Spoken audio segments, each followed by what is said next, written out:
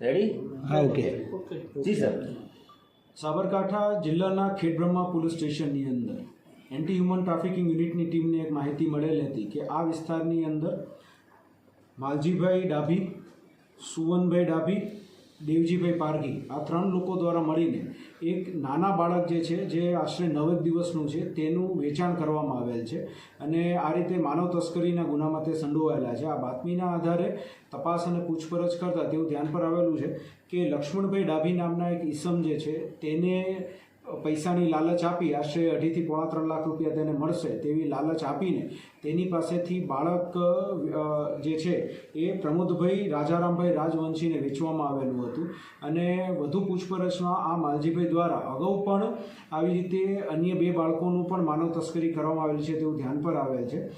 આ આખા તપાસની અંદર એએસટીયુની ટીમ દ્વારા એચ.જે. પટેલ અને એમની જે ટીમ છે તેના દ્વારા 143(4) જે માનવ તસ્કરીની કલમ છે તેની હેઠળ ગુનો નોંધી તપાસ હાથ ધરવામાં આવેલ છે. હાલ આરોપીઓના જે છે એ કોર્ટમાં પ્રોડક્શન કરી રિમાન્ડની તજવીજ કરવામાં આવેલ છે. બાળક જે છે એ અત્યારે સિવિલ હોસ્પિટલ ખાતે એડમિટ છે અને તેની જે સાર સંભાળ રાખવા માટે થઈને પણ પોલીસ દ્વારા પ્રયત્નો હાથ ધરવામાં આવેલ છે.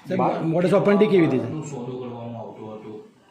અત્યાર સુધીમાં એવું છે કે 2.5 થી 3 લાખ રૂપિયા તમને મળશે બાળક દીઠ એ રીતે લાલચ આપીને આ લોકો માનવ તસ્કરીનું આખું રેકેટ છે ચલાવતા. અન્ય કોઈ બાળકોની તસ્કરી કરી હોય એવું કોઈ સામે આવ્યું?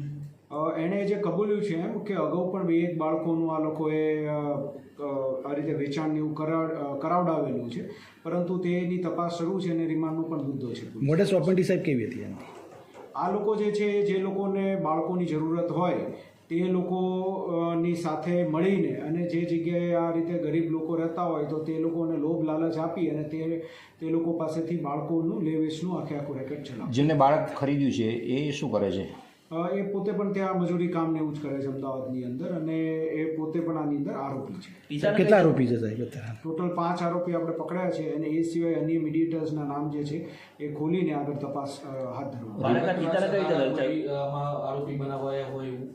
બાળકના ફાધરને જ આરોપી બનાવવામાં આવે છે. સાહેબ આમાં આજે આ 5 જણ છે, 5માં એજન્ટ કોણ છે અને લેનાર કોણ છે અને આપનાર કોણ છે?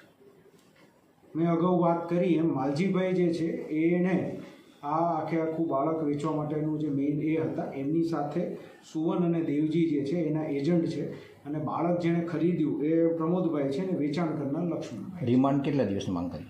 માગણી તો 15 દિવસની કરવામાં આવેલી છે અને અમદાવાદ કોર્ટ દ્વારા જે રિમાન્ડ આપવામાં આવશે એ મુજબ આગળ તપાસ તજવીજ હાથ ધરીશું.